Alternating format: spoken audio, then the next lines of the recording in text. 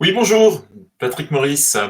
Bienvenue sur ce webinaire qui va être dédié à la rémunération. Donc, n'hésitez pas à me faire un petit coucou pour être sûr que tout le monde m'entend, me voit éventuellement. Et puis, on va commencer dans quelques secondes. Je n'ai pas de message pour l'instant. Allô, allô. Ah, super, nickel. Quelques instants de solitude, terrible. Bon, eh ben, écoutez, super, bienvenue. Je suis super content d'animer cette réunion qui est destinée à tous les dirigeants de SASU et de SAS, à l'impôt sur les sociétés. Hein, cette fois-ci, le webinaire est très complet. Enfin, si vous avez quelques questions sur l'impôt sur le revenu, j'hésiterai pas à y répondre. Et puis, toutes les personnes donc, qui se posent des questions sur la rémunération ou plus spécialement les éléments qui peuvent le composer, puisque vous allez voir au cours de cette réunion, je n'ai pas abordé que la rémunération, que le salaire. Bon.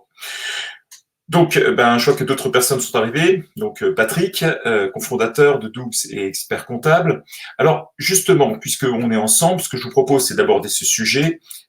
Comment un président de SASU ou de SAS peut se rémunérer ou peut améliorer sa rémunération ou éventuellement réduire le coût de sa rémunération tout en percevant autant.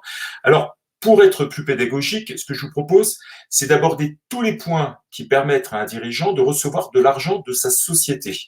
Et donc, l'objectif de ce webinaire est de comprendre, en fait, votre environnement et d'identifier l'ensemble de l'arsenal qui est mis à votre disposition pour, justement, percevoir de façon légale de l'argent, tout en ayant, bien évidemment, l'objectif est également de mesurer les impacts fiscaux, mais également sociaux, les obligations qui vous sont attribuées. Alors, n'hésitez pas à me poser des questions.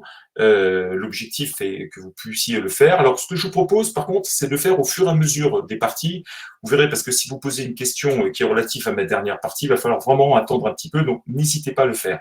Et pour information, on a ouvert une chaîne YouTube dans laquelle, en fait, on redispose les replays. Et donc, c'est ainsi que celui de lundi, vous pourrez le trouver.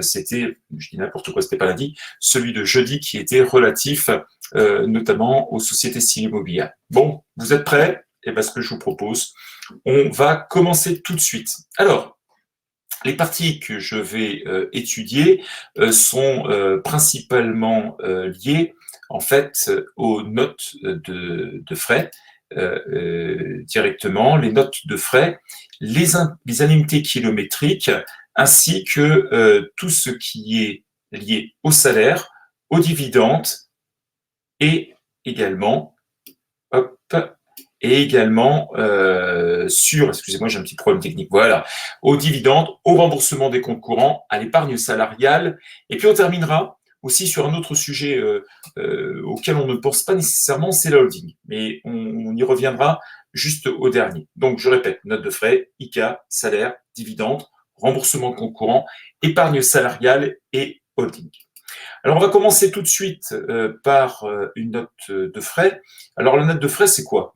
Une note de frais, c'est tout simplement toutes les dépenses auxquelles vous avez personnellement supporté ou que vous avez payé de votre poche et que vous allez refacturer à votre société. Trop souvent, la note de frais est délaissée parce que, bon, on dit, oh, c'est pas grand-chose, c'est 2 euros, c'est 3 euros, c'est pas grand-chose. Et on va prendre quelques exemples, généralement, qui viennent tout de suite de la note de frais. C'est souvent, vous savez, le déjeuner d'affaires payé avec votre carte bleue perso parce que votre carte pro ne fonctionnait pas ou vous l'aviez oublié. Et puis, on se retrouve du coup avec quelques notes de frais que l'on ne facture pas toujours. Et donc, les notes de frais, on va les retrouver plus spécialement à deux moments précis.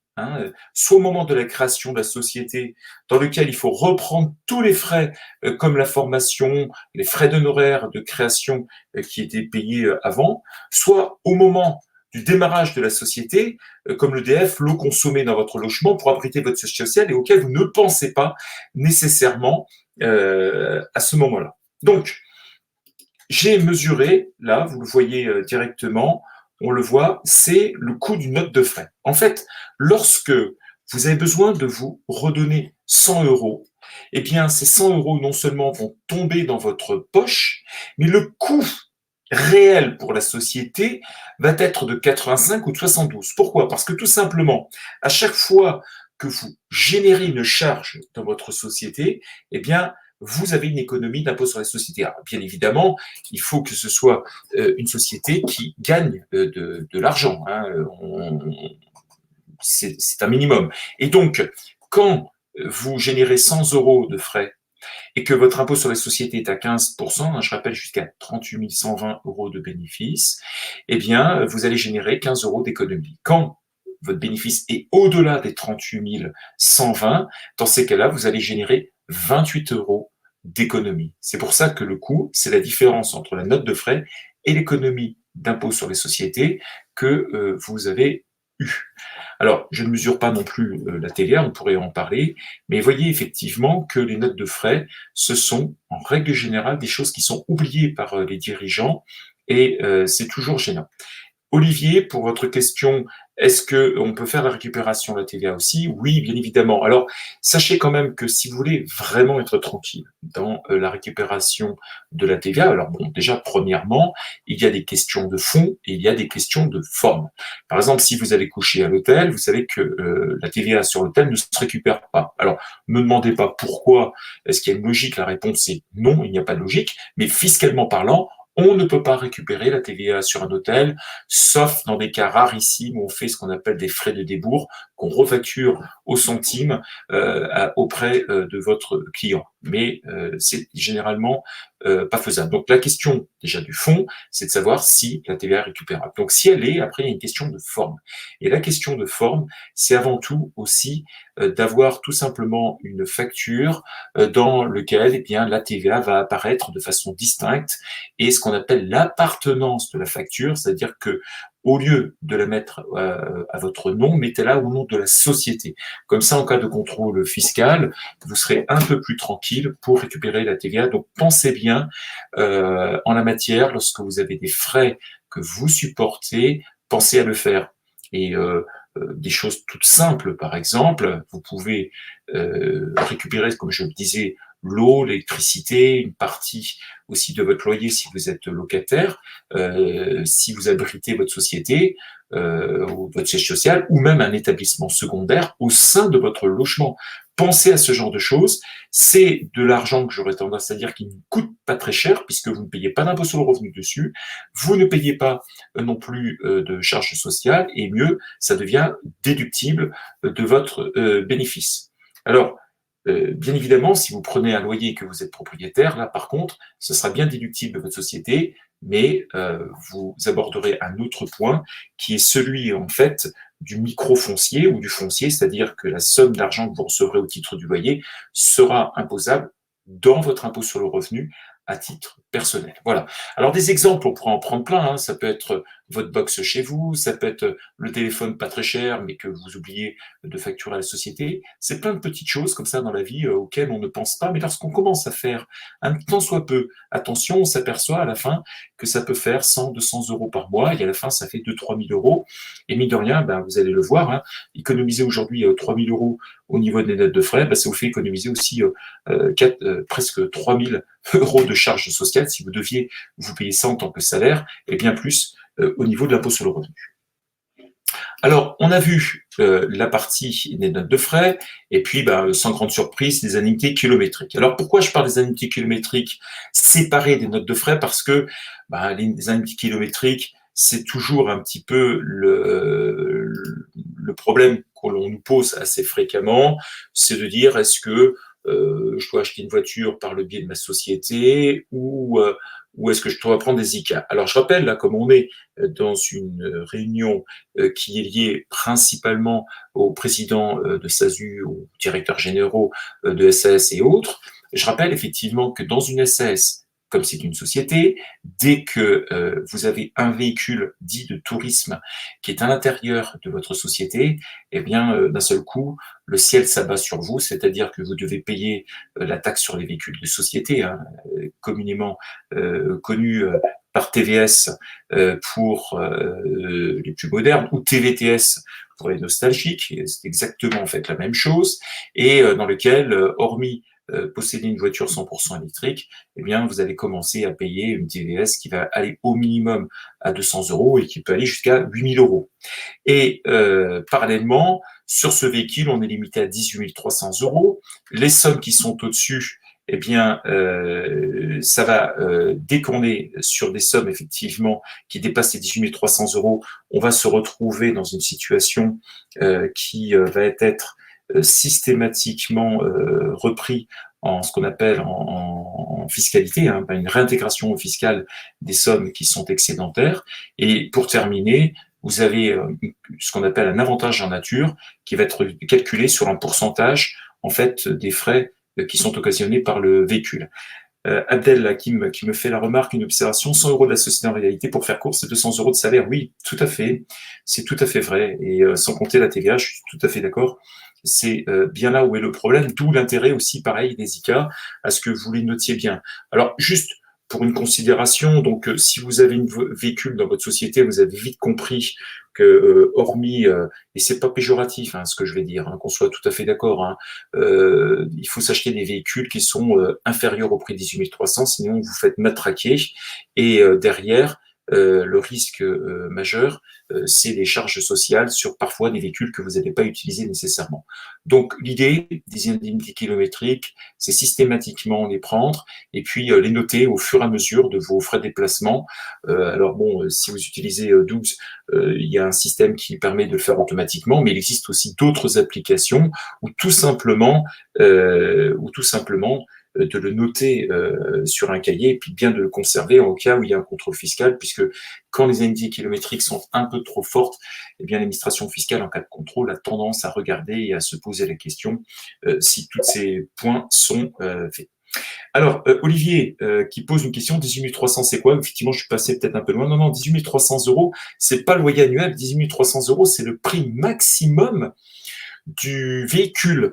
Et donc, si c'est un loyer, il faudra que le loyer soit relatif à la base de 18 300. Mais pour faire très simple, si vous payez un loyer 500 euros qui est relatif au prix d'un véhicule qui vaut 36 000, donc j'ai parlé par exemple de 500 euros, et bien il y a 250 euros qui sera réintégré, c'est-à-dire la moitié, ni plus ni moins. 18 300, c'est le prix maximum de l'investissement du véhicule, et donc tout est réintégré par code-part qui va dépasser ce prix-là, que vous l'achetiez, que vous louez, que vous preniez en crédit bail, en lease back, en tout ce que vous voulez, ça ne change strictement rien, c'est 18 300, c'est la base totale.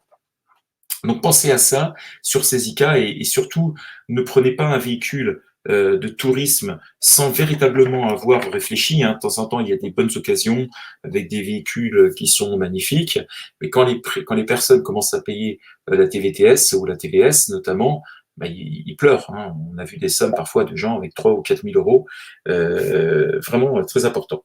Et si vous ne voulez pas payer la TVS, si vous ne voulez pas avoir ce genre de choses, eh bien, en ce cas-là, il faut acheter ce qu'on appelle un véhicule utilitaire, à condition que la société en ait un besoin, bien évidemment. Et dans ces cas-là, avec un véhicule qui sera marqué véhicule utilitaire, vous ne payez pas de TVS, vous ne payez pas de réintégration fiscale liée au suramortissement. Et troisièmement, vous pouvez même récupérer la TVA sur le prix du véhicule. Et qu'on soit bien d'accord, une deux places n'est pas une Ferrari ou une Porsche, c'est un véhicule utilitaire. Il faut que ce soit noté sur la carte grise. Voilà, donc c'était le point sur la partie des indemnités kilométriques. Et je vais passer maintenant à un autre point. Ah oui, juste un petit point, et vous avez bien vu que c'était exactement la même chose que une note de frais, c'est-à-dire que quand vous dépensez 100 euros, que la société vous donne 100 euros, en fait, son coût réel, il est nécessairement après sur impôt sur les sociétés, c'est-à-dire soit 85, soit 172. Moralité, faites du bénéfice, puisque finalement, les charges vous coûteront moins cher. Alors maintenant, on va aborder le point du salaire et plus spécialement du bulletin de salaire. Je pense que c'est quand même important. Et je rappelle qu'un président aujourd'hui de SASU est reconnu comme assimilé salarié. Alors Yves, Oui, alors juste, je reprends la question de Yves. Quel est le barème à suivre pour l'ISICA? C'est celui que l'on trouve. Alors, votre question est tout à fait pertinente, hein, parce que normalement, tous les dirigeants, que ce soit les gérants, les présidents de SASU, normalement, c'est dans le réel. Mais attendez, faites un calcul de réel de vos indemnités kilométriques en tenant compte de tout, c'est juste pas pensable. Donc le mieux, c'est tenir compte des indemnités kilométriques, du barème que l'on donne aux salariés. Et vous avez vu, pour ceux qui ont pu regarder, que désormais, c'est limité à 7 chevaux fiscaux, c'est-à-dire que les sommes ne sont jamais très gigantesques en la matière. On prend maintenant sur le salaire. Et je rappelle effectivement qu'un président de SASU est reconnu comme assimilé salarié. C'est-à-dire qu'en 93, lorsque les SASU et les SS sont nés, il a fallu caser quelque part les présidents de sociétés de SS. Pour la petite histoire, personne s'était prononcé pendant un an. Et pendant un an, certains ont cotisé au RSI de cette époque, ce qu'on appelle la sécurité sociale des indépendants, et d'autres cotisaient en se faisant des bulletins de salaire. Et puis en 93, l'État a mis les pieds à l'intérieur, a dit stop, les présidents de SAS sont assimilés salariés. Et j'ai bien dit assimilés. Pourquoi? Parce que tout simplement, si le président est rattaché au régime général de la sécurité sociale comme n'importe quel salarié, finalement, il ne dépend pas du code du travail. Et c'est très important, ça veut dire que tout simplement, il n'y a pas de congé payé, il n'y a pas de notion de salaire minimum, on peut travailler en ayant zéro, on ne peut pas non plus avoir un trop gros salaire, parce que ça par contre, fiscalement, c'est pas déductible, hein, il y a quand même des limites en la matière à la hausse, hein, mais pas à la baisse. Et donc, de façon très concrète, il faut bien comprendre que il y a ce système de sécurité sociale, mais il n'y a pas que du travail. Ça veut dire qu'il n'y a pas de cotisation auprès de Pôle emploi, ce qui signifie qu'il n'y a pas d'indemnité. Alors quand je dis pas de cotisation, il y a un petit chouïa avec la PEC qui récupère une petite partie, mais rassurez-vous, là, vous ne le rendra jamais. Ça, c'est aussi simple que cela. Et puis, donc, pas de cotisation Pôle emploi, pas d'indemnité, ce qui veut dire aussi, et là c'est là où le bas blesse, c'est pas tellement qu'on ne peut pas bénéficier de Pôle emploi en tant que président de SASU, c'est surtout le fait que vos cotisations sont au maximum, quoi qu'il arrive. C'est à 45% quoi qu'il arrive, même si vous donnez le SMIC. Pourquoi? Parce que tout simplement, toutes les réductions sur les bas salaires qui existent ne fonctionnent pas avec les présidents de SASU. C'est pour ça que le taux de charge patronale sur un bulletin de salaire de président de SASU, c'est le plus élevé qui puisse exister en France. Julien me fait remarquer pas ARE, alors c'est pas Pôle emploi, parce qu'on peut très bien combiner 2 ans de création en qualité de président de SASU et toucher par ailleurs l'aide au retour à l'emploi. Alors pourquoi est-ce qu'on ne peut pas se verser de grosses rémunérations, question de marque? Alors parce que tout simplement, si vous avez une rémunération qui excède les sommes qu'ont l'habitude de prendre les présidents pour un même poste, eh bien l'administration fiscale en cas de contrôle peut dire que le salaire n'est pas approprié et qu'il s'agit d'une espèce de faute de gestion. C'est pas tout à fait les termes qu'il faut utiliser, mais en tout cas, une partie peut être non déductible. Alors, ils continueront de taxer, ça là-dessus, il n'y a pas de souci, mais par contre, effectivement, ils pourront rejeter une partie, et à la fois des charges sociales afférentes au salaire, et à la fois au niveau du salaire. Alors, c'est des cas rarissimes, mais je l'ai déjà vu. Donc, il faut quand même faire, et c'était forcément des sommes qui étaient très importante parce que les personnes avaient fait des bonnes affaires, mais l'inspecteur fiscal n'a pas voulu voir et il y a des cas de jurisprudence qui sont assez connus en la matière. Pas d'autres questions, je vais passer juste un point quand même pour expliquer pourquoi il faut un minimum. Parce que avec tout ce que je vous ai dit, vous pourriez vous dire, basta, maintenant on va plus se verser des salaires, s'il faut payer à chaque fois une blinde, c'est-à-dire 87%, on reviendra sur le calcul tout à l'heure de charges sociales pour toucher 100 euros, je ne vais plus me verser ça, puis je vais me donner des dividendes, je vais me donner d'autres avantages divers et variés. Alors, il y a quand même, je le rappelle, il faut quand même un minimum de salaire, de bulletin de salaire. Pourquoi? Parce que, premièrement, il faut valider ses trimestres de retraite. Bon, ça a l'air bête, en France, il suffit de gagner 600 heures de SMIC par an pour pouvoir valider 4 trimestres de retraite. Donc, vous validez votre année complète. Alors, 600 heures de SMIC, grosso modo, je simplifie, ça fait 6 500 € à peu près. Hein, je simplifie à outrance. Avec 6 500 €, ce qui fait 500 et quelques euros par mois, eh bien, vous validez vos 4 trimestres de retraite. Et ça va, les charges patronales, du coup, même si le taux est élevé, ne seront pas non plus complètement anormales. Deuxièmement, c'est pour éviter la taxe Puma. Alors, Puma comme le félin que l'on connaît, mais ça n'a strictement rien à voir. En fait, c'est quelque chose qui est relatif au RSA et qui fait qu'en France, à partir du moment où vous avez un système social qui existe, on veut que vous soyez rattaché. Alors, vous pouvez être rattaché au système de la sécurité sociale en étant chômeur, en étant retraité, en touchant le RSA, en ayant votre conjoint ou votre conjointe qui elle-même est dans le foyer fiscal et vous permet d'être attaché à quelque chose. Mais si vous n'avez aucun rattachement quelconque et que vous ne vous êtes pas donné de bulletin de salaire, eh bien, vous allez être taxé par cette fameuse taxe Puma. Alors, j'ai plus les chiffres en tête, hein, parce qu'on évite à tous nos clients, bien évidemment, de la payer, mais qui, globalement, je crois, est de 18%. Alors, il faudrait que je revoie à peu près les chiffres sur toutes les recettes que vous pouvez avoir dans votre foyer fiscal. C'est-à-dire que vous allez avoir une taxe qui va frapper éventuellement vos revenus fonciers, qui va vos revenus de capitaux mobiliers, absolument sur tout. Donc, il faut vraiment le faire important d'avoir ce minimum.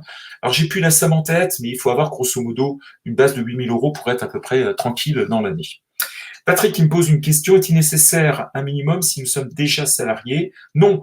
Si vous êtes déjà salarié, cela signifie, par ailleurs en fait, et que vous êtes salarié dans le privé, vous avez déjà un régime qui vous permet de valider votre trimestre de retraite, vous avez déjà un régime qui fait que vous êtes déjà rattaché au système de la sécurité sociale, et dans ce cas-là, vous pouvez vous donner 0 dans ces cas-là en tant que président, puisque toutes les conditions nécessaires pour ne pas avoir ni la taxe Puma, ni les validations trimestre, tout est déjà rempli. Donc ne vous inquiétez pas, c'est vraiment si vous n'avez que cette SAS et que vous n'avez strictement aucune activité où vous pouvez être attaché à un régime général quelque part. Et puis l'autre minimum, c'est les indemnités journalières. Alors ça, ça a l'air idiot, mais c'est des choses auxquelles on ne pense pas nécessairement, parce que je vais vous parler de plein de choses au niveau vous allez voir, hein, des accessoires de la rémunération, mais sur les indemnités journalières, bah, c'est quand il vous arrive un pépin majeur et auquel vous n'y pensez pas. Alors, j'en profite parce que je ne reconnais pas toutes les personnes qui sont autour de ce séminaire. Et donc concrètement, je ne sais pas où est-ce que vous en êtes. Mais il y a une chose qui est sûre, c'est que si vous êtes, par exemple, à l'ARE, l'aide au retour à l'emploi, et que vous avez quitté votre travail salarié et dans lequel vous avez fait, par exemple, une rupture conventionnelle ou un licenciement ou autre chose, qui vous permet d'être attaché à l'ARE. Ça vous permet aussi, pendant 1 an, d'avoir ce qu'on appelle la portabilité de votre prévoyance. Ça veut dire que pendant 1 an, vous êtes couvert au niveau sans doute de votre mutuelle et très certainement au niveau de votre prévoyance. Ça veut dire que pendant 1 an, si vous arrive un pépin, eh bien, vous êtes couvert par la portabilité. Et le problème, en règle générale, c'est lorsqu'on a dépassé la première année et qu'on se retrouve dans un système un peu bizarroïde où on ne se verse pas de salaire pendant 2 ans, donc la deuxième année, on ne se verse pas de salaire, mais la portabilité n'existant plus, eh bien, vous n'avez plus aucune assurance quelconque. Ça veut dire que si vous arrive un petit pépin du style vous avez pété vos lunettes, bon, vous allez payer, mais ça va être pas dramatique, payer une paire de lunettes, même si elle est chère, vous arriverez à vous en remettre. Par contre, si vous arrive un pépin majeur qui vous oblige à être au lit, confiné, bon, excusez-moi pour l'expression, mais dans un truc monstrueux dans lequel vous ne pouvez plus bosser, vous toucherez 0. Donc pensez, c'est pas Pôle emploi ne vous donnera rien, il y aura le système du régime général qui se mettra en route, mais si ça doit durer 3 ans, 4 ans parce que vous avez un pépin monstrueux, eh bien vous aurez 0.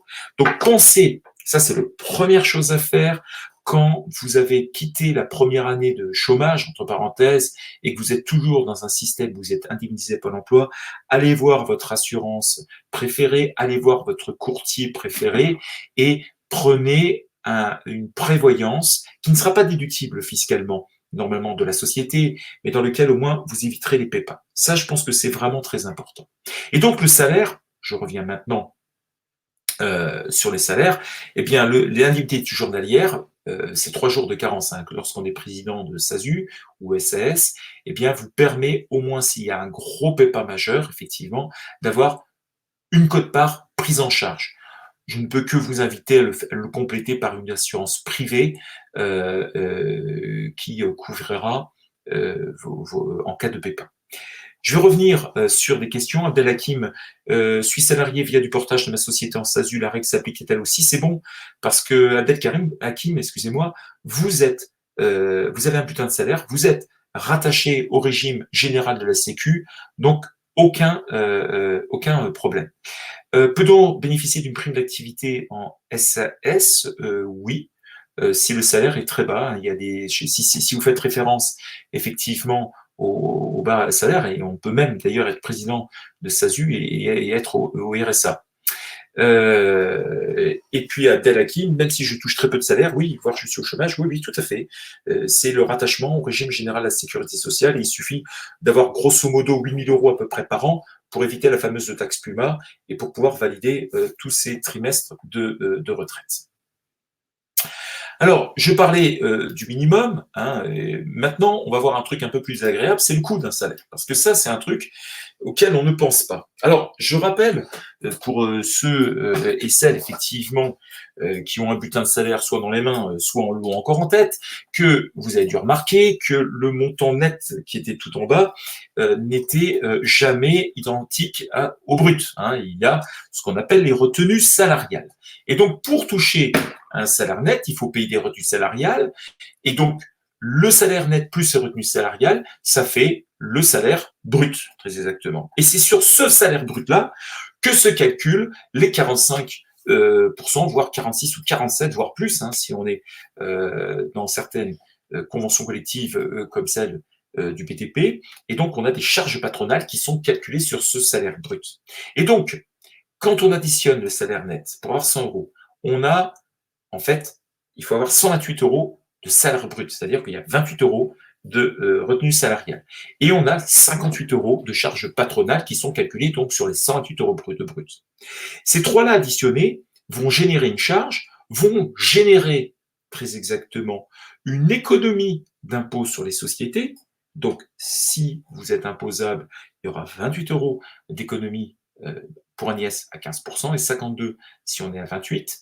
Et donc, le coût réel, très exactement, sera de 158 € pour quelqu'un qui aura une société avec un IS à 15% et 134 pour un IS à 28. Donc, pour faire très simple, si je veux avoir 100 € de salaire net, eh bien, ça coûte au minimum à ma société 134 € ou ça coûte 158. Et en fait, dans la réalité, ça coûte encore davantage pour une société qui ne ferait pas de bénéfice. Là, je ne l'ai pas mis parce que ce serait juste catastrophique, mais on serait sans doute à plus de 170-180 € de coût. Oui, enfin, on serait même bien plus que ça, on serait presque à 190 €, presque 200 € pour avoir 100 € de salaire net. Mais il faut tenir compte justement de cette économie d'impôt, puisque tout à l'heure, on va voir effectivement pour pouvoir le comparer, notamment avec des dividendes. Alors bien évidemment, le salaire net, c'est un salaire net avant impôt sur le revenu. Je tiens à le préciser. J'ai ici une question, pouvons-nous changer notre rémunération chaque mois? La réponse est oui, tout à fait. Comme vous n'êtes pas dépendant du Code du travail, vous pouvez très bien vous donner 0 € au mois de mars, prendre 10 000 au mois d'avril et revenir à 3 000 € au mois de mai. Alors après, bien évidemment, si vous souhaitez une certaine visibilité ensuite pour votre banquier favori, hein, parce que c'est un truc auquel on doit nécessairement penser, essayez d'avoir plutôt une rémunération relativement minimale, celle que vous savez que vous pourrez payer quoi qu'il arrive tous les mois, et puis éventuellement faites varier des primes pour pouvoir le faire. Jessie, est-ce qu'il y a besoin d'un PV d'AG? Alors, j'aurais tendance à dire que si vous êtes le seul associé au sein de votre SASU, là vous êtes peinard, ce sera bon. Votre SAS, alors il y a deux possibilités. Soit vous avez des associés auxquels vous pouvez très bien faire une AG qui pourra prévoir à l'avance la somme que vous pourrez avoir. Vous pouvez aussi, avec un effet rétroactif, tout simplement dans le cadre d'une assemblée générale, rappeler quels étaient les montants qui étaient donnés, puis comme ça vous êtes assez tranquille dans la matière. Mais il n'y a pas besoin de faire une assemblée générale tous les mois pour décider effectivement de prendre une prime ou de ne pas prendre de prime. Pas d'inquiétude en la matière. On passe, donc là vous avez compris, sur le coût du salaire. On va passer à autre chose, c'est maintenant les dividendes. Alors les dividendes, ça a l'air tout bête, mais on va rappeler quand même que pour avoir des dividendes, encore faut-il faire un premier bilan. C'est-à-dire que si votre premier bilan n'est pas encore réalisé, eh bien, vous ne pouvez pas avoir de dividendes. Et on ne peut pas, on soit très clair, on ne peut pas faire des dividendes anticipés. Ce n'est pas possible sur une première année de fonctionnement. C'est juste impensable. Et puis même après, parce que en théorie, vous pourriez, mais il faudrait dans ces cas-là nommer un commissaire aux comptes, faire une assemblée dérogatoire. Enfin, c'est des complexités juste éprouvantes qui font que dans la réalité, mettez-vous en tête que pas de premier bilan, pas de dividende. Voilà, c'est aussi simple que cela. Donc, première condition, faire un premier bilan. Deuxièmement, avoir un résultat positif ou des reports à nouveau. Ça veut dire quoi? Ça veut dire que tout simplement, si votre résultat n'est pas positif, vous ne pouvez pas vous donner d'argent, pas de dividende. Et sauf s'il y a des reports à nouveau positifs. C'est-à-dire, je rappelle, chaque année, il faut décider si le résultat, on le distribue ou si au contraire, on va le laisser en report à nouveau. Et donc, la somme qui est distribuable, c'est le résultat de l'année et les reports à nouveau ou les réserves qui n'ont pas été encore distribués. Ça, je pense que c'est un point qui est très important. Et donc, ce tout fait que c'est ce que l'on appelle les sommes distribuables.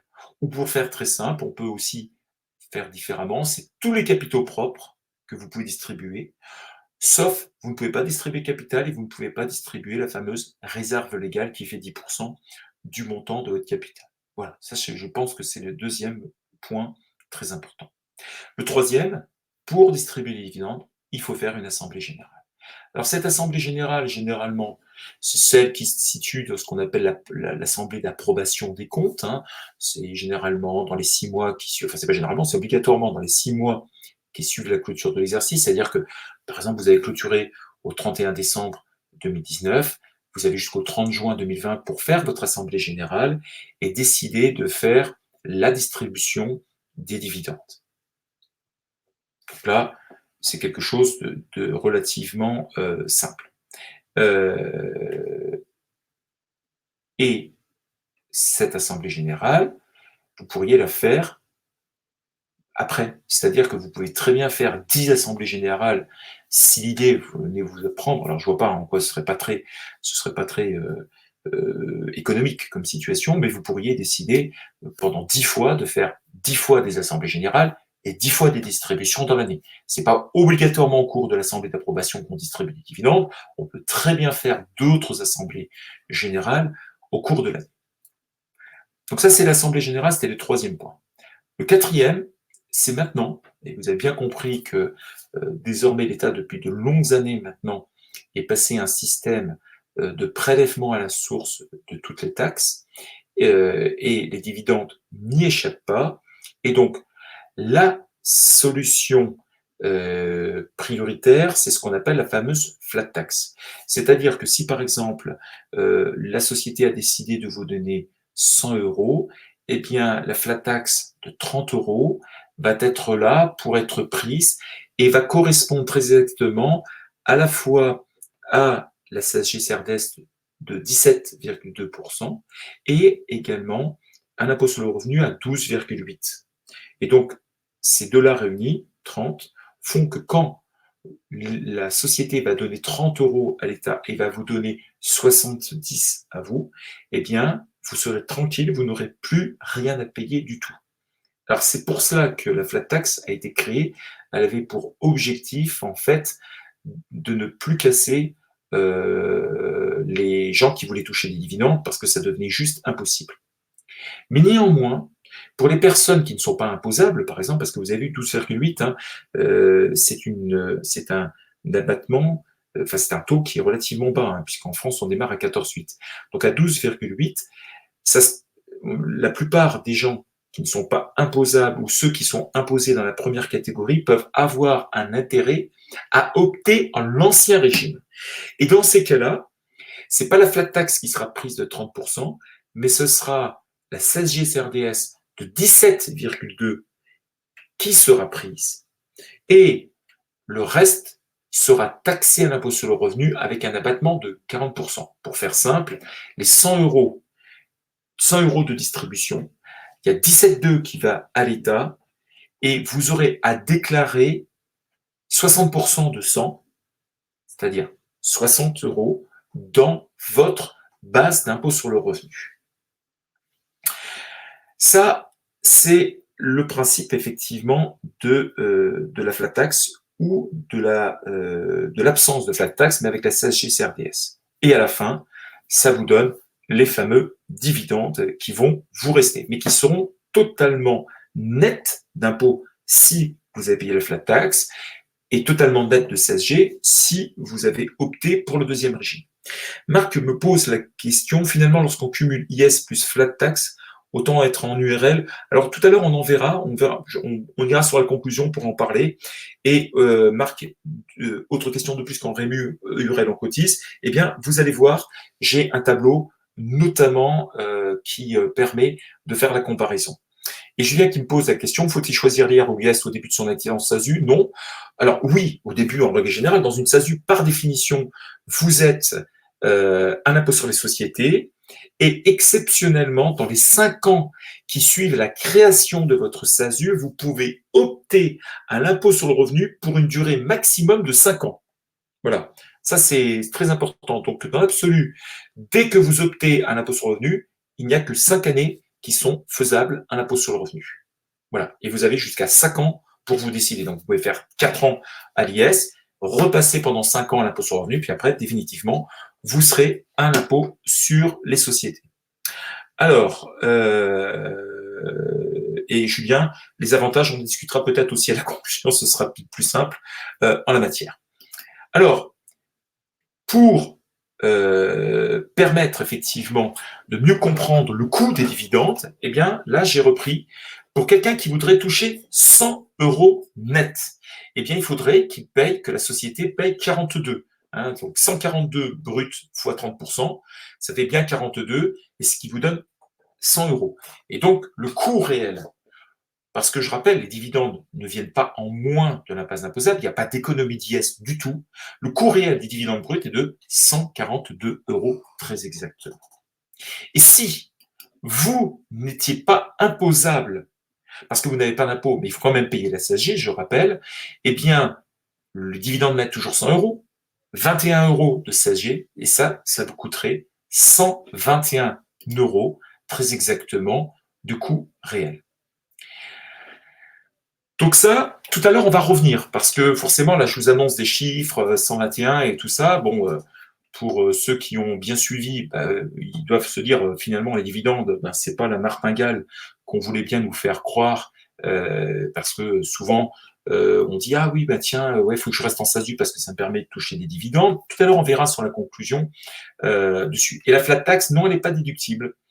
Non, pas du tout, parce que tout simplement, c'est comme les dividendes. Les dividendes ne sont pas déductibles et les dividendes vont se répartir en deux. En fait, indirectement, Olivier, vous avez un associé que vous ne connaissez pas qui s'appelle l'État. Parce que quand vous lui donnez la flat tax, c'est comme si vous lui aviez donné une partie de vos dividendes, les 30 euros.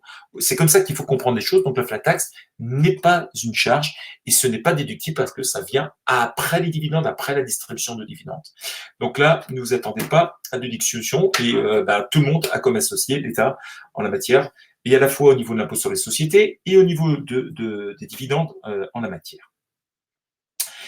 Donc, là, on a parlé des dividendes. Je vais parler maintenant d'un autre point dans lequel on oublie trop fréquemment, et on veut toujours un peu se faire plaisir, c'est la répartition entre le capital et le compte courant. Alors, vous allez me dire, bon, il est gentil, Patrick, on a déjà créé nos sociétés, ou pas encore, hein, je ne sais pas après tout, mais le capital, souvent, on veut se faire plaisir avec des gros montants de capitaux sociaux, en se disant, tiens, c'est génial, gros capital, tiens, si je suis en EURL ou en SARL, comme c'est limité à 10%, pouf, je mets des grosses sommes, mais on oublie un grand point.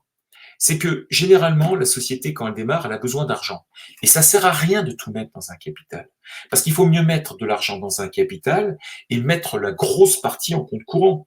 C'est-à-dire que si vous avez une activité où vos clients n'ont pas les yeux braqués sur votre capital social, alors il ne faut pas mettre non plus un capital social à 1 euro. Ça n'aurait pas nécessairement de sens d'un point de vue économique. Mais ça ne sert à rien de mettre non plus 50 000 euros. Ça ne sert à rien du tout. Parce qu'il faut mieux que la grande partie de votre argent aille en compte courant, ce qui vous permettra justement de pouvoir vous rembourser quand votre société commencera à gagner l'argent. Et l'avantage effectivement du compte courant, c'est que quand vous remboursez 100 euros, eh bien l'argent revient dans votre poche et le coût réel pour la société, c'est de ressortir 100 euros de trésorerie. Alors il n'y aura pas d'économie d'impôt sur les sociétés, mais il n'y aura pas de charge sociale, il n'y aura pas d'impôt sur le revenu. Donc pensez bien au moment où vous créez une société, soit vous l'avez déjà créée, soit vous allez peut-être en créer une autre, je sais pas, une société civile immobilière ou autre chose, de ne pas aller mettre trop d'argent dans votre capital social, ça ne sert à rien. Alors forcément, si j'étais banquier, peut-être que je dirais différemment, mais je sais très bien effectivement qu'on peut sortir de l'argent en compte courant, alors que si on ressort de l'argent en capital social, on va se faire massacrer puisqu'on est obligé dans ces cas-là d'avoir ce qu'on appelle une sorte de boni de réduction de capital qui va faire qu'on va être taxé comme effectivement les dividendes à hauteur de 30%. Donc pensez bien à cela au moment où vous créez une société ou vous en recréez une autre, de ne pas tomber dans le piège à aller tout mettre en capital social. Alors du coup, j'ai fait une petite synthèse. Avant qu'on aborde le point sur l'épargne salariale, là j'ai voulu effectivement refaire un point concret pour vous donner une vision de savoir combien ça va coûter à votre société pour avoir 100 euros net. Alors, je vais commenter au fur et à mesure pour que vous compreniez bien. On va prendre simplement la colonne d'IS à 15%, celle avec un 28, bien évidemment, elle est un petit peu plus favorable, mais on va revenir dessus. Alors, lorsque vous vous remboursez 100 euros de note de frais, ça coûte à votre société 85 euros, très exactement, pas plus. Quand vous vous remboursez des indemnités kilométriques, vous avez 100 euros et ça coûte à votre société 85 euros, pas plus. Quand vous vous donnez un salaire et que vous n'êtes pas imposable à l'impôt sur le revenu, et que vous êtes, excusez-moi, imposable à l'impôt sur le revenu, alors j'ai pris une hypothèse de 15%, d'accord? Il est évident que quelqu'un qui va être taxé dans une tranche maximale, ça coûtera bien plus. Eh bien, ça revient à 158 euros. Donc, vous voyez là déjà, entre quand vous oubliez de faire une note de frais, du coup, vous faites les ICA, quelque part, vous pénalisez votre société du double. Quand vous vous donnez des dividendes et alors, attendez, excusez-moi. Le premier, c'était le salaire sans impôt sur le revenu. Et que vous donnez des dividendes et que vous n'êtes pas imposable à l'impôt sur le revenu, ça vous coûte 121. 158, 121. Là, vous avez véritablement le coût réel pour la société.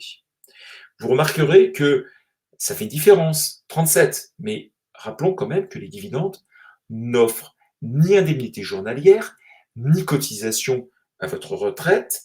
C'est quand même un point qui est important. Et maintenant, si vous êtes imposable à l'impôt sur le revenu à 15%, le coût du salaire à votre société sera de 186 euros.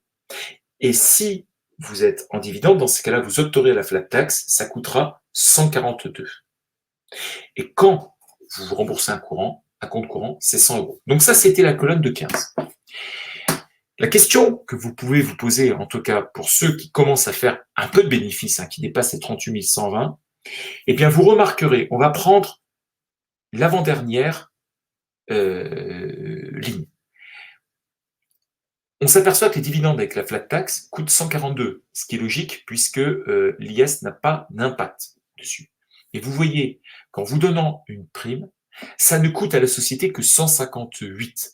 Ça veut dire que pour quelqu'un qui a une société dont les bénéfices excèdent 38 120 euros de bénéfices, eh bien l'intérêt d'une prime est souvent bien meilleur que de payer l'impôt de société plein but pour espérer avoir des dividendes. Parce qu'à 16 euros, vous avez tout intérêt, effectivement, d'avoir un salaire parce que ça va vous protéger dans vos indemnités journalières, ça va vous protéger dans vos cotisations, au niveau de la retraite, au niveau de votre mutuelle et sur plein de points. Et c'est pour ça que, avec cette cartographie telle que je peux vous la faire voir, vous comprenez bien que si vous voulez être performant financièrement de telle façon à ce que ça coûte le moins cher, la première des choses déjà, c'est de faire un checklist total de vos notes de frais, de vos indemnités kilométriques, etc., et de vous rembourser votre compte courant. Et deuxièmement, quand vous commencez à monter dans les tours au niveau du bénéfice, eh bien, c'est peut-être de vous donner des primes de telle façon à ne pas sortir trop d'argent au niveau de votre impôt sur les sociétés. Donc ça, je pense qu'il faut vraiment rompre, tordre le cou à cette idée que les dividendes, c'est un peu la martingale, que c'est super, etc. Et en fait, assez paradoxalement, je dis bien assez paradoxalement, les dividendes profitent plus à quelqu'un qui finalement aurait peu de bénéfices par rapport à quelqu'un qui en aurait beaucoup. Donc voilà, c'était le petit point. On pourra revenir dessus si vous voulez. C'est un point qui est quand même très important. Alors, je vois qu'il n'y a pas de questions particulières. On va passer à l'épargne salariale. Alors, une épargne salariale avec un truc un peu particulier quand même. Je rappelle, l'épargne salariale, c'est un système qui a été mis en route et qui, sous l'égide de l'époque Sarkozy, avait un certain intérêt. Avec le gouvernement de Hollande, n'en avait plus, puisque à cette époque, ils avaient calé 20% de charge, ce qu'on appelait un forfait social, et sous l'égide maintenant de Macron, ce forfait social a été ramené à zéro, et donc l'épargne salariale a de nouveau un intérêt. Bien évidemment, je ne fais pas de politique dans cette situation, c'est juste un constat de la situation. Alors, l'épargne salariale nécessite un vrai salarié. Alors, pourquoi j'ai mis un vrai salarié? Parce que vous, en tant que président de SS ou de SASU, vous n'êtes pas un vrai salarié. Vous êtes un salarié au sens, social, mais pas en termes du code du travail. Et donc, si vous voulez que l'épargne salariale se mette en route, eh bien, il suffit d'avoir un autre salarié avec vous. Alors, un autre salarié, ça ne signifie pas un salarié à temps complet. Ça ne signifie pas quelqu'un qui va gagner 3 000 euros par mois. Ça signifie un autre salarié. Et ça veut dire, je sais pas, ça peut être quelqu'un que vous allez employer 5 heures par mois pour tenir votre compta et faire vos factures et tenir l'administratif et faire un certain nombre de choses. C'est quelqu'un qui a un butin de salaire. Voilà ce que ça signifie très exactement. Voilà. Et à partir du moment où vous avez cette combinaison président de SASU et un salarié, et bien dans ces cas-là, c'est l'ensemble de ces deux personnes qui vont pouvoir générer les possibilités de l'épargne salariale. Alors, qu'est-ce qu'on attend par épargne salariale? Alors, j'ai fait une sorte de petit panorama rapide pour rappeler quand même qu'en SASU ou en SAS, ça peut fonctionner. C'est le fameux plan d'épargne entreprise, c'est le fameux abondement, c'est le contrat d'intéressement, c'est le PERCO, c'est le CESU, ce sont les chèques vacances, les tickets restaurants. Et ce que je vous propose, effectivement, c'est de voir. Alors, on ne va pas étudier et rentrer dans un détail très profond, mais c'est pour vous donner un ordre d'idée aussi que de telle façon à ce que si vous hésitiez peut-être à avoir quelqu'un proche, même peut-être en tant que salarié, peut-être que là, ça va vous faire changer un petit peu d'avis. Alors, de façon très claire, on va retrouver le fameux trio bancaire que j'appelle entre le PE, l'abondement et puis le PERCO. Alors, PE, c'est quoi? Alors, le PE, déjà, ça signifie plan d'épargne entreprise.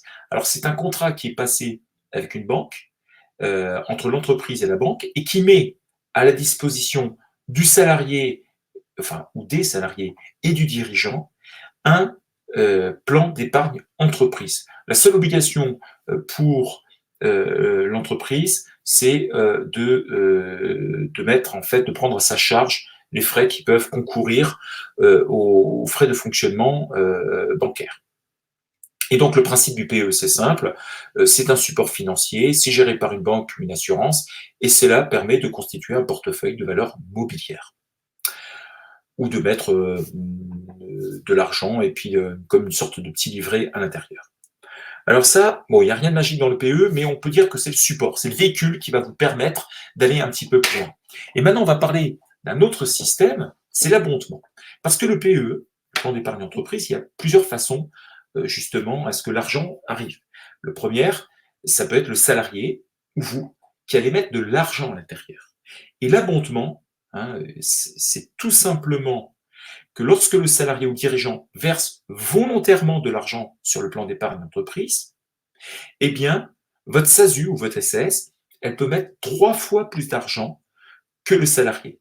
On appelle cela l'abondement.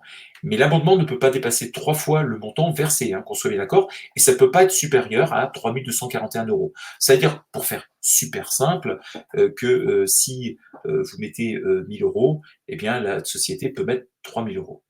Et donc, du coup, en mettant ces sommes-là, eh bien, ces sommes vont être bloquées pendant 5 ans. Et pendant ces 5 ans, vous ne pouvez pas les débloquer, sauf au cours de certains événements. Il y en a 12 quand même, donc c'est quand même relativement important. Le mariage, le Pacs, la naissance, etc. sont des événements qui permettent aux personnes de pouvoir effectivement sortir de ce système. Alors, si prenons un exemple, vous avez mis ça en place, 1 000 €, pouf, la société en donne 3 000, l'année suivante de nouveau 1 000, la société en remet 3 000, donc du coup, ça vous fait un petit pactole de 8 000 €. Et puis, un bon événement familial, vous vous mariez, et bien, boum, les 8 000 € peuvent revenir directement dans votre poche et il n'y aura pas eu de retenue salariale, il n'y aura pas de charge patronale, juste, bien évidemment, et ça vous en devinez, la fameuse SASG. La SASG, c'est vachement simple à retenir, elle est partout. Donc là, au moins, ça ne change strictement rien en la matière. Olivier qui me pose la question, est-ce que l'abondement est possible sans versement du salarié? Oui, tout à fait. Il faut, en fait, que ce soit connu et que le salarié décide ou non de le faire. Alors, pour être tranquille en cas de contrôle URSSAF, faites signer un document mettant en place le système d'abondement, la personne le sait, après qu'il verse ou qu'il ne verse pas, c'est son problème, ce n'est plus le vôtre. Mais en ayant pris le soin de signaler à votre salarié que vous mettiez un système en route, au moins vous êtes tranquille. Et c'est pas l'abondement, c'est pas nécessairement 3 fois la somme. Vous pouvez très bien dire aussi, et c'est tout à fait faisable, que c'est 1 fois ou 2 fois, et vous pouvez très bien dire que c'est 3 fois jusqu'à je sais pas, 100 € de versement, et puis 200% jusqu'à 300, et puis 100% jusqu'à 1 000 €. Vous voyez, tout est absolument faisable. À vous de voir la façon dont vous allez le faire. Et comment signaler Yves?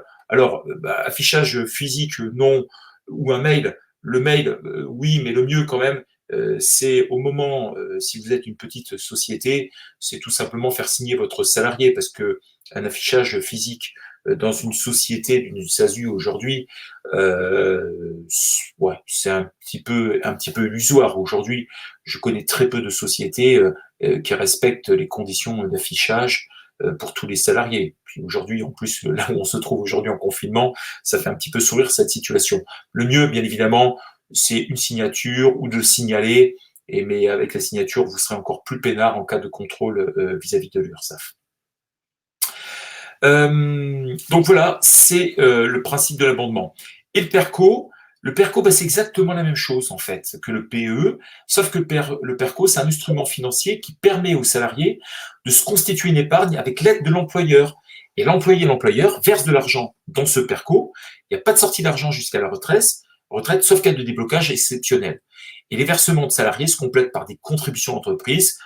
Là, de nouveau, le fameux abondement, et au moment de la retraite, les sommes qui sont disponibles sous forme de rente, ou si l'accord collectif le prévoit, sous forme de capital. Et donc là, les sommes, effectivement, l'abondement est supérieur et on ne peut pas dépasser 3 fois le montant que l'employé avait versé ou ce que vous avez versé, et ça ne peut pas être supérieur à 6 483 euros. Ça veut dire que là, on commence à avoir des sommes qui sont quand même un peu significatives. Alors, je vois qu'il y a pas mal de questions qui arrivent.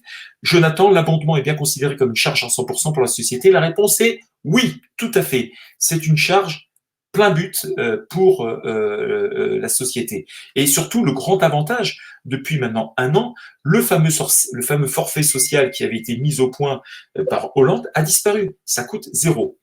L'abondement totalement déductible, oui. Voilà, donc là, soyons bien d'accord pour les questions, parce qu'elles sont toutes relatives. L'abondement est totalement déductible des charges, enfin de la base imposable l'année même. Et effectivement, Marc fait remarque, c'est sympa fiscalement, oui, on est tout à fait d'accord, c'est super sympa. Donc voilà le PE, l'amendement, le PERCO. Voilà, donc c'est le fameux trio bancaire, je l'ai appelé comme ça. Pourquoi? Parce que tout simplement, ça se passe avec une banque. Alors c'est vous qui décidez bien évidemment ce que vous allez faire. Ne vous laissez pas entraîner dans ce que les banques peuvent faire. N'hésitez pas aussi, alors j'ai parlé de bancaire, j'aurais pu parler aussi des assurances, parce que les assurances peuvent exactement faire pareil. Et l'argent qui est mis après est géré par la banque. Et vous devez choisir si vous voulez un portefeuille agressif, pas agressif. Enfin, je vous laisse deviner un petit peu les sueurs froides que peuvent avoir les gens ces temps-ci pour ceux qui ont placé tout en bourse. Mais c'est des points qui sont importants. Il y a Yves qui me pose la question, j'ai entendu qu'il fallait se verser des salaires pour avoir accès au PE. Oui, c'est tout à fait vrai, parce qu'il y a quand même une condition qui est liée au fait que pour un salarié, il y a quand même des montants un peu maxi que l'on peut avoir. Alors je remettrai, j'ai un lien qui traite de cette situation et on pourra en reparler. Et effectivement, il faut quand même donner un certain montant de salaire. Et oui, et c'est pas évident en matière d'ARE. Alors, rien ne vous interdit, Yves, si vous avez un salarié, de le mettre en place et que vous ne puissiez ne pas le toucher.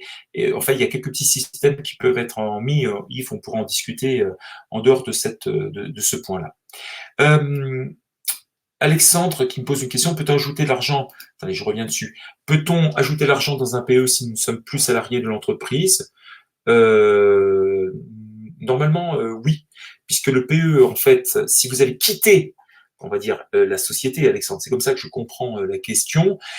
Si vous avez quitté la société et que le PE n'est pas terminé, oui, vous pouvez continuer de le mettre.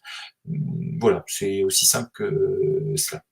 Olivier, avec une holding et une filiale, possible de mettre en place PE sur le groupe? Oui, vous pouvez mettre que sur la holding. C'est un point qu'on verra tout à l'heure, Olivier, au travers de la holding. On continue, donc après ce trio bancaire ou d'assurance, on va parler du contrat d'intéressement. Le contrat d'intéressement, moi j'aime beaucoup le contrat d'intéressement parce que je trouve que c'est quelque chose, je l'appelle l'aléatoire. Pourquoi? Parce qu'un contrat d'intéressement, c'est un système qui permet d'intéresser les salariés et le dirigeant aux performances de la société. Et par définition, c'est un système qui est uniquement lié à la volonté de l'employeur à déterminer quelque chose qu'il faut accéder, une sorte d'objectif. Mais cet objectif, il faut être aléatoire. Vous pouvez pas dire, par exemple, tiens, je donne 5% sur le chiffre d'affaires. Pourquoi? Parce que dès qu'on fait 1 euro, ça y est, l'affaire est faite. D'emblée, le contrat d'intéressement est mis en route.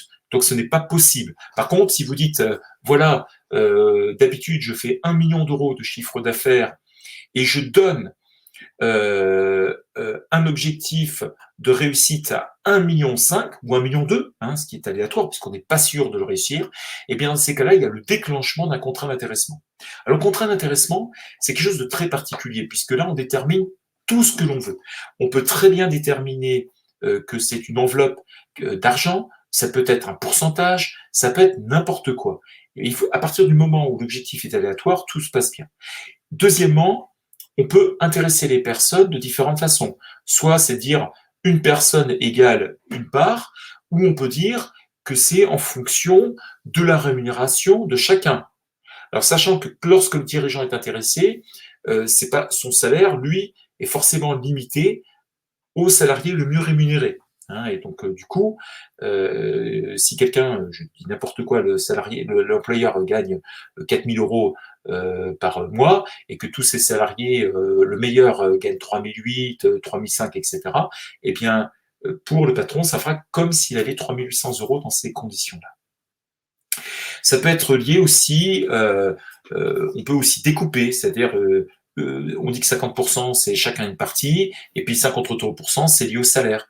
Donc vous voyez, c'est vraiment quelque chose. Et puis on n'est même pas obligé d'avoir des conditions d'objectifs quantitatifs, enfin liés à la finance, ça peut être lié à la quantité.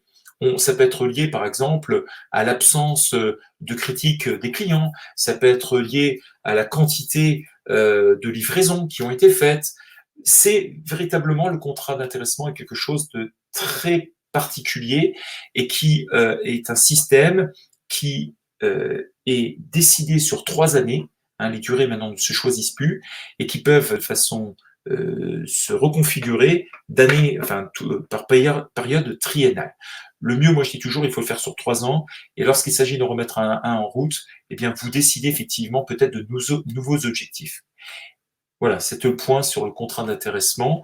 Et ce contrat d'intéressement, on va là-dessus terminer sur ce point sur le contrat d'intéressement, c'est que si le salarié ou l'employeur décide de ne pas prendre cet argent et de le mettre dans le plan d'épargne entreprise, vous savez, celui dont on parlait tout à l'heure, eh bien, l'argent qui est bloqué pendant 5 ans ne sera pas imposé au niveau de l'impôt sur le revenu. Et donc, avec le contrat d'intéressement, pas de revenu salarial, sauf encore et toujours, je répète, la CSG, pas de charge patronale, c'est déductible fiscalement, et pour le salarié ou pour l'employé, pour le dirigeant, ils peuvent le recevoir sans impôt sur le revenu, à la condition de le bloquer pendant 5 ans, ou si l'un des 12 événements bons et mauvais, peuvent arriver au cours de ces 5 années. Donc là, on a parlé du contrat d'intéressement, et donc on va reprendre un autre point qui est celui, alors j'ai baptisé ça tarte à la crème, pourquoi? Parce que c'est pas véritablement des grosses sommes, et bon, ça fait toujours un petit peu rigoler, c'est les fameux CESU, les chèques vacances et les tickets restaurants. Alors, les CESU, c'est un système, là par contre, qui peut être un petit peu plus important hein, quand même, c'est un système que vous connaissez sans doute pour ceux et celles qui ont des personnes qui viennent à la maison, soit pour faire le ménage, soit pour garder les enfants, soit pour faire même du jardinage, vous pouvez leur donner les fameux chèques emploi service universel, les CESU. Et les CESU, eh bien, lorsque vous avez un salarié, eh bien, vous pouvez mettre cela en place et vous allez en bénéficier également. C'est un système, en fait, qui permet à la société d'acheter, en fait, des chèques prépayés. Hein, il y a, je crois, 3 ou 4 endroits où on peut les acheter. Et ces chèques prépayés vont être donnés aux salariés et à l'employeur pour tenir compte, pour donner du confort, entre parenthèses. Alors, il y a quand même une limitation. Hein, on ne peut pas aller au-delà de 1 830 euros par année civile. Alors, 1 830 euros, c'était le dernier chiffre que j'avais. Peut-être que ça a augmenté là ces derniers temps, mais on est aux alentours de 1 830 euros. Et ça se calcule par année civile et par bénéficiaire pour avoir ces fameux chèques préfinancés qui assurent du confort. Et il faut avoir mis un salarié, il faut avoir un salarié pour le mettre en place.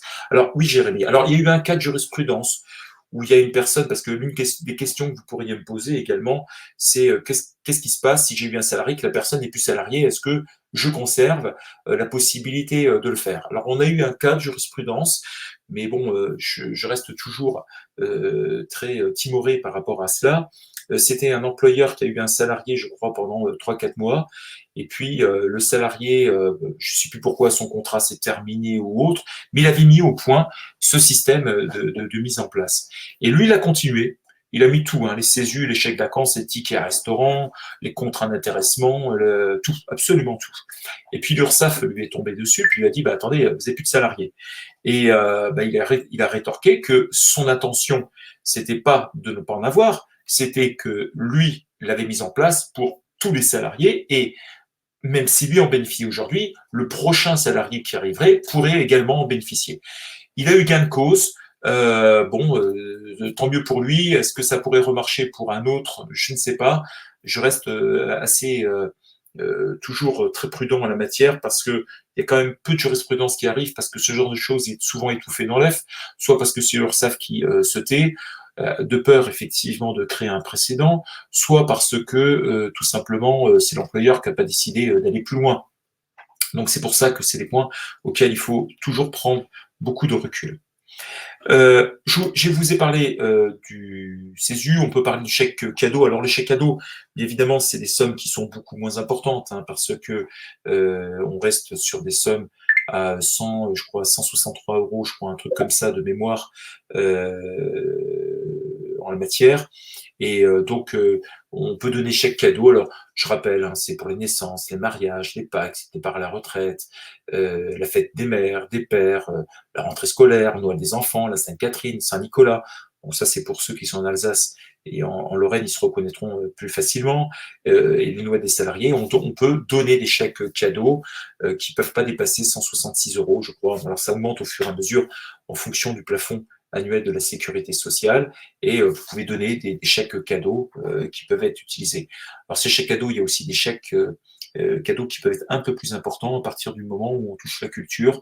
Dès qu'il y a des livres ou autre chose, ça peut être plus important. Julie qui me fait est-ce qu'un stagiaire est considéré comme salarié? Non, non, Julie, parce que vous ne lui faites pas de bulletin de salaire. Enfin, je suppose, en tout cas, si vous le rémunérez dans les normes que sont ceux d'un stage et que vous lui donnez dans à peu près approximativement dans les 600 euros, ben, vous lui donnez ce qu'on appelle une indemnité de stage et le stagiaire n'est pas considéré comme salarié. Rien ne vous interdit de lui faire un contrat, comme un CDD par exemple, et d'augmenter peut-être un peu sa somme. Dans ces cas-là, là, il deviendra salarié, il deviendra CDD. Pour en bénéficier, néanmoins, on peut avoir des conditions d'ancienneté, hein, notamment au niveau des contrats d'intéressement. Et ce sera la quote-part qui sera au-dessus des 500-600 euros qui, elle, sera taxée. Donc voilà. Bon, après, Julie, il faut faire attention non plus que ça ne sente pas quelque chose que vous avez mis en œuvre en cas de contrôle encore du nouveau TFU d'URSSAF, parce qu'on pourrait croire effectivement que ce serait fait. Est-ce que vous auriez un sous-traitant sympa pour la tarte à la crème, CSU, chèque vacances, ticket restaurant? Non, absolument pas. J'ai aucun sous-traitant. En fait, c'est des grosses boîtes hein, qui font ce genre de choses. Je sais que les tickets restaurants, c'est quand même assez pénible à mettre en route parce qu'il faut faire des calculs, donner des justifications et tout. Ça coûte quand même relativement cher à la société, non pas en tant que charge patronale, puisque vous avez vu, on va le voir tout à l'heure, que les charges sont égales à zéro, mais c'est surtout qu'il faut payer cette société ticket restaurant. Alors que chaque vacances, je crois que c'est plus ou moins gratuit, CESU, ça coûte que dalle. Donc là, les deux premiers sont assez intéressants, on le verra tout à l'heure. Le second pour les tickets restaurants le sont un peu moins. Alors, on va rentrer là sur justement les tickets restaurants. Bon, vous connaissez tous le système du titre restaurant. C'est un coût qui se partage entre l'employeur et le salarié.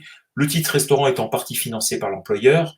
Entre 50, c'est soit maximum entre 50 et 60% de sa valeur. C'est le maximum. Voilà. Et puis l'employé, lui, il reste à 40-50%.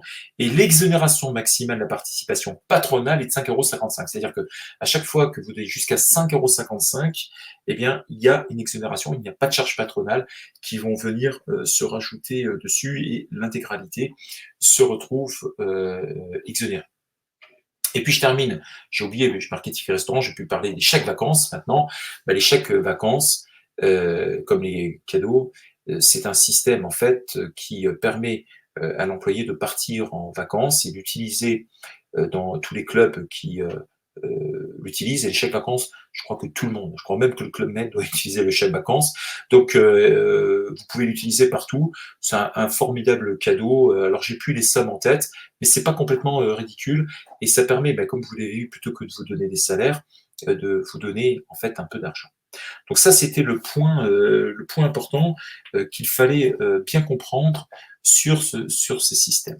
Alors, j'ai voulu parler d'une chose, de la holding. Alors, vous allez me dire là, super, on a vu les salaires, on a vu les dividendes, on a vu les tartes à la crème, comme je les ai baptisées, et que Jonathan a repris, ou le côté aléatoire ou le trio bancaire. Et pourquoi parler d'une holding? Parce que somme toute, la holding, c'est pas un cadeau en tant que tel. Mais vous l'avez compris, qu'à chaque fois que vous passiez par vous, vous faisiez taxer. Vous faites taxer au niveau des charges sociales, des charges patronales, vous fassiez payer aussi l'impôt sur le revenu, et que finalement, ça a aussi un impact sur l'impôt sur les sociétés, mais pas autant qu'on le souhaiterait. Alors, je suis pas là en train de dire qu'il faut essayer d'escroquer ou de frauder, qu'on soit très bien d'accord sur ces points-là. C'est juste histoire de se dire comment une société peut-elle permettre à un dirigeant de se rémunérer tout en coûtant le moins cher possible sur la société. C'est un acte de bonne gestion et ça permet du coup à la société d'avoir une certaine capacité à conserver son argent. Alors, on va, attendez, excusez-moi, avant de la conclusion. La holding, je ne vais pas rentrer dans des détails parce que ça ferait l'objet d'un webinaire que j'animerai très certainement dans les 15 jours qui viendront. Je ne l'ai pas encore préparé, il va falloir me laisser ce week-end pour pouvoir le faire. Et de façon très concrète, pour une holding, eh bien, l'idée d'une holding, c'est toujours d'éviter, par exemple, la taxation lors de la revente.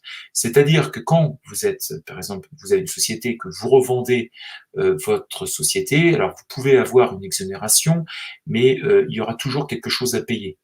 Et lorsque votre société vend, entre parenthèses, son fonds de commerce, là, pareil, elle risque de se faire taxer. Et donc, lorsqu'on a une holding, alors je rappelle, une holding, c'est quoi? Une holding, c'est une autre société qui détient une société. Donc, on peut très bien imaginer une société au-dessus de la vôtre qui va détenir votre propre société.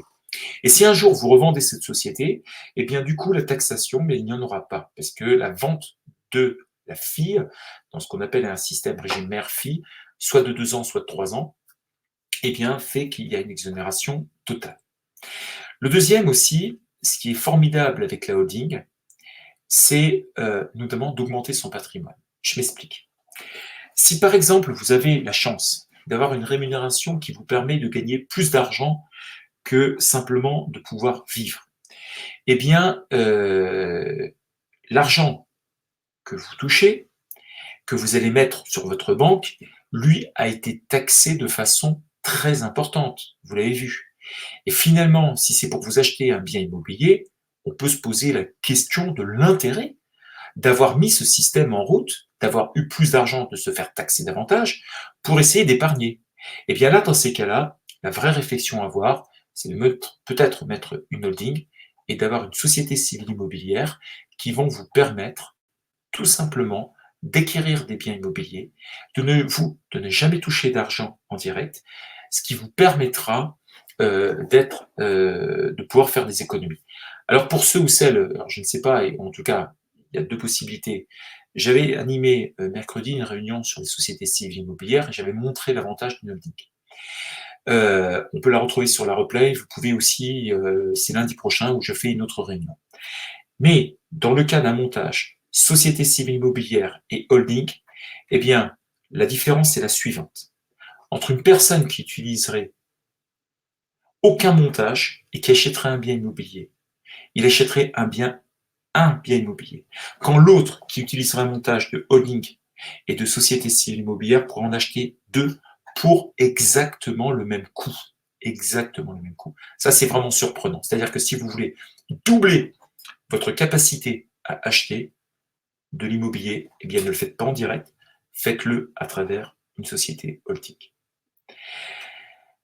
C'est tout à fait ça, Marc. Si vous faites remonter les bénéfices, c'est tout à fait ça. C'est-à-dire que votre fille, par exemple, peut très bien remonter dans la holding l'intégralité des bénéfices via des dividendes. Je rappelle, dans ces cas-là, il n'y a pas de CSG, il n'y a pas de flat tax, on remonte l'intégralité, il y a juste une quote-part de 5% sur la base. Mais pour vous donner quand même un ordre d'idée, pour que vous soyez très à l'aise, si on remonte 100 000 euros, d'accord, eh bien, ça coûtera très exactement à la holding 750 euros d'impôt sur les sociétés. Je pense que là, entre 100 000 euros de bénéfices, enfin 100 000 euros de dividendes, 750, je crois que tout le monde est prêt à signer sur papier ça.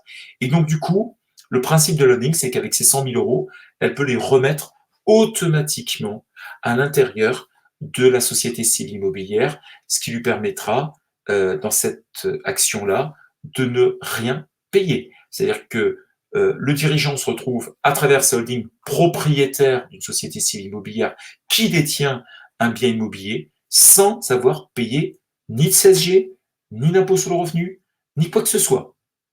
Mieux, vous pouvez même avoir un deuxième effet qui se coule, c'est-à-dire que la société à travers le montage d'une société civile immobilière qui serait une SCI transparente, vous pouvez même remonter du déficit fiscal à l'intérieur de votre holding. Là, c'est l'effet qui se coule en la matière. Donc là, c'est pour ça que j'ai gardé ça pour la fin et que les autres, je les ai appelés tarte à la crème parce que pour moi, c'était des petits trucs rapides mais qui soignent un petit peu. C'est-à-dire que ça vous permet, allez, d'avoir 1% de plus, c'est toujours mieux que rien. Mais avec un holding, là, on est en train de parler de multiplier par 2, si vous voulez, votre effort.